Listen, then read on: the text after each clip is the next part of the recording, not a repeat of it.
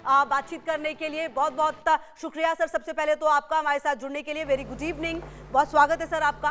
Sir मेरा पहला सवाल आपसे यही है बख्शी सर कि अमेरिका और ट्रंप का कैलकुलेशन कितना गलत साबित हुआ है इस पूरे ईरान के केस में, और जो जवाब ईरान की तरफ से दिया जा रहा है, जिस तरह से ये युद्ध चल रहा है, क्या देखते हैं सर ये कितना लंबा चलेगा?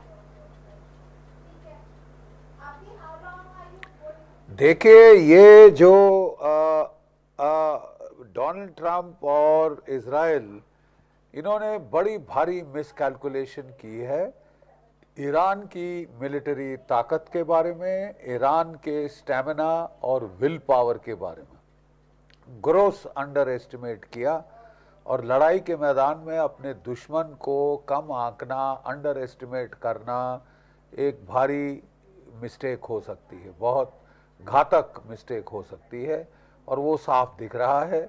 हमें कहा गया था कि 48 घंटे में मसल देंगे ईरान को, जैसे एक दिन में वेनेजुला को ख़त्म कर दिया। ये सारे थर्ड वर्ल्ड नेशंस को लात लगा के रखेंगे। एक वाइट सुप्रीमेसिस्ट प्रेसिडेंट आ गए हैं वहाँ, जो वेनेजुला को कह रहे हैं कुचल दिया, ईरान के ऊपर ऐसी तैसी कर देंगे, क्यूबा को पे हमला करेंगे, ग्रीनलैंड पे हमला करेंगे, कनाडा को पकड़ लेंगे। ये कहाँ जाके रुकेंगे जी? इसलिए एक किस्म से ज़रूरी था कि थर्ड वर्ल्ड के देश भी इनको दिखा दें कि मजाक नहीं है युद्ध करना, और ईरान से लड़ना, एक मिडिल टायर पावर से लड़ना भी इन्हें महंगा पड़ गया। अच्छा, 1 महीना हो गया है पूरा, कहीं लड़ाई अंत होती नहीं दिख रही, उल्टा और जो है इंटेंसिफाई हो रही है। आप काफी नुकसान उठाया है अमेरिका के 27 एयर बेसिस में, इजराइल में, गल्फ के देशों में जी। काफी अच्छा नुकसान जो कि विजिबल है टीवी स्क्रीन्स पे। नहीं तो ये लोग मीडिया वॉर तो बड़ी आसानी से जीत जाते हैं, टेलीविजन पे वॉर जीत जाते हैं चाहे जमीन पे हार रहे हों। लेकिन प्रॉब्लम ये आ गई है कि इस माइंडलेस अननेसेसरी वॉर की वजह से ये जो अमेरिका ने पूरी दुनिया की इकोनॉमी में तबाही की ओर धकेल दिया। हाँ, रिसेशन आएगी अगर ये 1 महीना भी और चल गई तो रिसेशन आ जाएगी, और अभी भी खत्म हो जाए कल परसों तब भी जो इसके आफ्टर इफेक्ट्स हैं वो चलेंगे। बिल्कुल। रास नरूरा की ये बात सर आप बहुत इंपॉर्टेंट बोल रहे हैं, गैस फील्ड है। बिल्कुल सर, ये इसी बात पे सर मैं आगे आना चाह रही थी। अगर भारत के प्रोस्पेक्टिव से सर हम देखें, अच्छा सर पिछले कुछ समय में हमने कई युद्ध देखे हैं, रशिया यूक्रेन देख लिया हमने, इजराइल पर जो हमले हैं वो हमने देखे, हमास हूती के, हिजबुल्लाह के जो आतंकवादी हैं उनके, लेकिन इस पर्टिकुलर युद्ध से सर पूरी दुनिया पर असर पड़ा, और खास करके भारत की तैयारी भी देखने को मिल रही है। सर आपदा में अवसर भारत को अगर तलाशना हो इस वक्त में, तो भारत अपने आप को कैसे मजबूत करे? नहीं, देखिए, पहले तो हमको we'll have to be realistic कि 3 देश एशिया में जिनको काफी आघात हुआ है, Japan, Bharat, south Korea, Vietnam वगैरह छोटे मोटे देशों का तो बुरा हाल हो गया है, लेकिन ये जो 3 बड़ी इकोनॉमीज हैं इनको बहुत धक्का पहुंचा है। आपको ये धक्का से उभरना होगा। You will have to find counter strategies. अपनी ऑयल डिपेंडेंस 90% की है, energy dependence on foreign countries, ये खत्म करनी होगी। चाहे थोरियम साइकिल पे आए, न्यूक्लियर एनर्जी पे आए, अल्टरनेटिव एनर्जीज पे आए, आपको एंड करना पड़ेगा ये तमाशा। ये चल नहीं सकता साहब। हम लोग सब बातें करते हैं और फिर एट द एंड वहीं जब अगला शॉक आती है तो हम वहीं पकड़े जाते हैं कि हम तो बहुत ओवर डिपेंडेंट हैं औरों के गुडविल के ऊपर और दुनिया में क्या हो रहा है उसके ऊपर, इवेंट्स बियॉन्ड आवर कंट्रोल। तो हमको पहले तो अपनी इकोनॉमी को इस शॉक से उबारना होगा, स्टेबलाइज करना होगा। हाँ, हमको अपॉर्चुनिटीज मिल सकती हैं रिकंस्ट्रक्शन में जो होएगी जब ये लड़ाई खत्म हो जाती है। पहले खत्म तो हो जाए मिडिल ईस्ट में, गल्फ स्टेट्स में, सऊदी अरेबिया वगैरह वगैरह, यहाँ काफ़ी रिकंस्ट्रक्शन होगी। उसमें भारत, मुझे पूर्ण विश्वास है, एक बड़ा रोल प्ले करेगा। लेकिन पहले तो ये संकट उभारे हमारा ऑयल 50% हम गल्फ पे डिपेंडेंट थे, हमारा गैस 60% गल्फ पे डिपेंडेंट थे, हम 30% फर्टिलाइजर गल्फ के ऊपर डिपेंडेंट रहे, एल्युमिनियम वगैरह बहुत नुकसान हुआ है साहब, बहुत जबरदस्त। यूरोप के देशों की इकोनॉमी का, एशिया के देशों की इकोनॉमी का तबाही हो रही है। और अगर अमेरिका सोच रहा है कि साहब हम हंसते हुए मुनाफा कमाएंगे तेल बेचकर एक्स्ट्रा दामों पे, उनकी अपनी इकोनॉमी भी तबाही की ओर आ रही है। $2-3 प्रति गैलन जो तेल अमेरिका में मिलता था, अब वो 4-5 गैलन को छू रहा है। अच्छा, ठीक है, प्रति डॉलर प्रति गैलन, बिल्कुल डॉलर प्रति गैलन। और फिर वहां जो फर्टिलाइजर की प्राइस 42% बढ़ गई जस्ट बिफोर अपनी फसल बोने के पहले। पूरी दुनिया में तबाही है साहब, कल फूड क्राइसिस होगा। हाँ बिल्कुल। अच्छा सर, एक बात सर मैं आपसे ये भी समझना चाह रही थी सर, टाइम में जाएंगी, कम फर्टिलाइजर के साथ जाएंगी तो अगले साल फूड क्राइसिस भी होगा। हाँ बिल्कुल, हर चीज सर, कई जगहों पर तो अब दूध के दाम की बढ़ने की भी बात सामने आ रही थी। लेकिन खैर सर, मेरा एक सवाल ये भी था कि भारत की अगर दृष्टिकोण से बात की जाए तो होर्मुज स्ट्रेट की अगर हम बात कर रहे थे तो वहां से धीरे धीरे भारत के जो जहाज है वो आ रहे हैं। कुल मिलाकर कई देशों में सर हमने ये भी देखा है कि जो वीकेंड लॉकडाउन लग रहा है, वर्किंग आवर्स जो हैं वो कम किए गए हैं, वर्क फ्रॉम होम को ज्यादा बढ़ावा दिया जा रहा है, स्कूल्स को बंद किया जा रहा है। लेकिन भारत में अभी ऐसी कोई सिचुएशन है नहीं। लेकिन सर अगर भारत के प्रोस्पेक्टिव से देखें तो अमेरिका, इजराइल, ईरान, मतलब इन तमाम देशों के साथ सब कुछ ठीक रहे भी और आगे भी बढ़े, ये क्या रणनीति होगी सर आगे? नहीं, रणनीति ये होनी चाहिए कि ये बेवकूफ वॉर ऑफ चॉइस, पागल वॉर जल्द से जल्द खत्म हो, ये हमारे हित में है। नहीं साहब, हम तो अमेरिका के बहुत चहेते हैं, बहुत, हम उनके खिलाफ बात थोड़ी ना करेंगे। हम तो साहब अमेरिका, डोनाल्ड ट्रंप दुनिया के नए हिटलर हैं, हम उनके महिमा मंडन करेंगे, ये भी एक तबका है भारत में। अरे साहब, 250 साल हमने अंग्रेजों की गुलामी कर ली, अगर आपका दिल नहीं भरा तो आपको मुबारक हो, हमें नहीं चाहिए। ये डोनाल्ड ट्रंप इस तरह का बिहेवियर नहीं कर सकते। अब वॉर करके वो आज बोल रहे हैं कि खुद खोल लो गल्फ ऑफ हॉर्मुज। बंद किसने कराई? किसने कहा था आपको ये पागल युद्ध छेड़ने के लिए?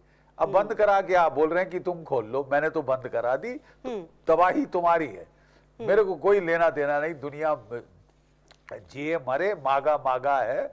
मैं अमेरिका को ग्रेट बनाऊंगा पूरी दुनिया का नाश करके। तो साहब, पूरी दुनिया भी किसी ना किसी दिन आपको बोलना पड़ेगा कि आपका भी सर्वनाश होगा। बिल्कुल साथ में बिल्कुल। जब एक टाइड ऊपर आती है तो it lifts all boats, and when it goes down it takes all boats down, including the American economy, Israeli economy, सब डाउन जाएंगी। इनको अच्छा बड़ा लड़ने का ये शौक बात है, जो आप आप शौक ट्रम्प की फरमाते कर हैं, रहे आप हैं लड़िए। जी अब सर, दुनिया को तो बख्शिए। हाँ बिल्कुल। अच्छा सर, ट्रम्प की अगर बात की जाए तो जब जब उन्होंने कोई इस तरह का बड़ा फैसला लिया है तब तब देखा गया है कि उसका जो इफेक्ट है वो काफी नेगेटिव ही गया है। कुल मिलाकर उनको ऐसा लगा कि जो उन्होंने वेनेजुएला में किया है वो खमेनेई को मार देंगे, रिजीम चेंज कर देंगे, लेकिन यहाँ पर तो एक और खमेनेई जो है वो आ गए। कुल मिलाकर सर ईरान को आंकने में, क्योंकि ईरान के पास तेल है, ईरान के पास पानी है और जो उसकी भौगोलिक परिस्थिति है, ये तमाम बातें जो ये तो सोचनी चाहिए। अब तो इजराइल भी सर कह रहा है कि हम जमीन पर अपने सैनिक नहीं भेजेंगे, आपको भेजना है आप भेज लीजिए।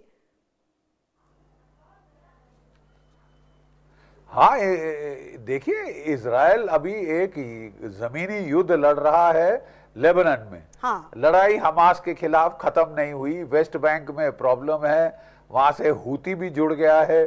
तो हूती, हिजबुल्लाह, ईरान तीनों हाथ धो के पड़ गए हैं इजराइल के बरखिलाफ। अब इजराइल भी परेशान हो रहा है। इजराइल के चीफ ऑफ डिफेंस स्टाफ ने कहा है कि 900 दिन हो गए हमको लगातार लड़ते साहब। हाँ। और वहां पे जो मैन पावर पॉलिसी है वो पॉलिटिक्स के चलते वो कह रहे हैं कि साहब जो ऑर्थोडॉक्स ज्यूज हैं वो लड़ेंगे नहीं। इसका मतलब गिने चुने नॉन ऑर्थोडॉक्स लोग, वो सारा भार लड़ाई का उन पे ही पड़ेगा। तो ये कहां तक जायज है और ये कहां तक चल सकता है? वो प्रॉब्लम आ रही है वहां पे। वो काफी नुकसान इजराइल का भी हुआ है।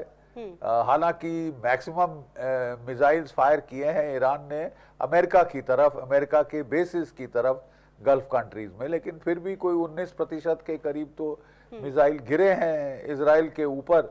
हाइफा जल गया है, रिफाइनरी आपकी दिमोना में नुकसान हुआ है, आपके जो बेन गुरियन एयरपोर्ट तबाह हो गई है, तल अवीव में बार बार नुकसान हो रहा है। हाँ। लाखों करोड़ों के नुकसान तो वहां भी हो रहे हैं। इकोनॉमी को धक्का पहुंच रहा है, क्योंकि अगर आपका वर्कफोर्स लड़ने में लग जाएगा सारा, तो फिर आपकी फैक्ट्रियां कैसे चलेंगी? इकोनॉमी को नुकसान होगा ही होगा। किसी का ये कहना कि हमें कुछ नहीं हो रहा, हम तो लड़े जाएंगे, हमें शौक है लड़ने का, और पूरी दुनिया भाड़ में जाए मर जाए हमें कोई फिक्र नहीं, बस हमने कहा था कि हम आखिरी ईरानियन को मार डालेंगे, तो जब तक मर नहीं जाता हम तो लड़ते रहेंगे। साहब लड़िए, शौक फरमाइए, दुनिया को बख्श दीजिए।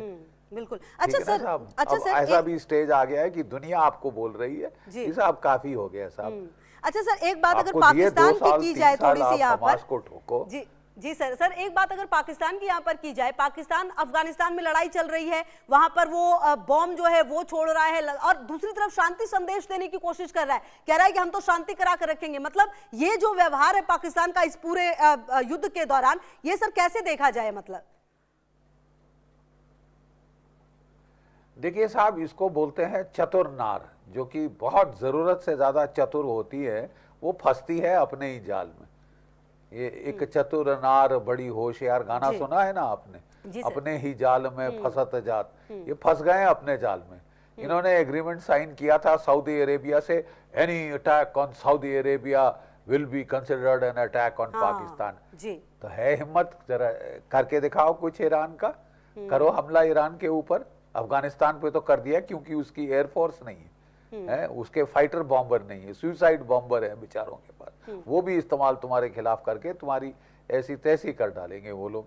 और अब आपने जो है कि नाटक अपने आप को बचाने के लिए कि भाई कुछ करना पड़ेगा, सऊदी अरेबिया को बोला था, तो मैं तो मध्यस्थता कर रहा हूं साहब, मैं तो लड़ाई रोक रहा हूं। लड़ाई क्या रोक रहे हैं? डोनाल्ड ट्रंप जो है, जब भी वो पीस टॉक करते हैं, वो हमले की तैयारी कर रहे होते हैं। पीस टॉक वो बेवकूफ बनाने के लिए करते हैं, ऑफ गार्ड करने के लिए करते हैं, ताकि वो सरप्राइज हासिल कर सकें कि बुद्धू बनाया लड्डू खिलाया टाइप, कि पीस टॉक तो सब बकवास है, मैं तो अचंबा हासिल कर लिया। 2 बार कर चुके हैं साहब, अब तीसरी बार ईरान बेवकूफ बनने को तैयार नहीं। और यहाँ पे जो मुल्ला आसिम मुनीर हैं, वो डोनाल्ड ट्रंप के लिए डिसेप्शन प्लानिंग कर रहे हैं कि ईरान को वो ऐसी फीलिंग दे कि हाँ अपना गार्ड डाउन कर लो, आराम से बैठ लो, लड़ाई खत्म हो जाएगी जल्दी, अपने आप को बचाव मत करो, निश्चिंत होके बैठ जाओ और मार खाओ। जी। एक बार हो चुका पिछले साल जून में, फिर हो रहा है, इस बार हुआ, अब तीसरी बार कर रहे हैं। तो ये पाकिस्तान मिल गया है उसमें बेवकूफ बनाने के लिए ईरान का। पहले तो बेचारे ईरान वाले खुश हुए, चलो किसी ने तो सोचा, उनके 10 जहाज छोड़ दिए। लेकिन अब उसको समझ आ रहा है कि साहब ये तो डोनाल्ड ट्रंप की ओर से हमारा बेवकूफ बनाने में लगे। जी बिल्कुल, ठीक है सर। और वो ईरान को काफी वक्त दिया हमें, पसंद नहीं आएगा। बिल्कुल सर, बहुत बहुत शुक्रिया सर आपका हमारे साथ जुड़ने के लिए और बातचीत करने के लिए। जी बख्शी सर और मेरे साथ जुड़े हुए थे, और इस पूरे मुद्दे पर काफी महत्वपूर्ण बातें सर ने की और बताया कि किस तरीके से आने वाले समय में ये युद्ध जो है वो एक बड़ा विनाश का कारण बनेगा। बहरहाल आगे बढ़ते खबर नालंदा से है। महिला से रेप की कोशिश की गई है, 3 दबंगों ने रेप की कोशिश की।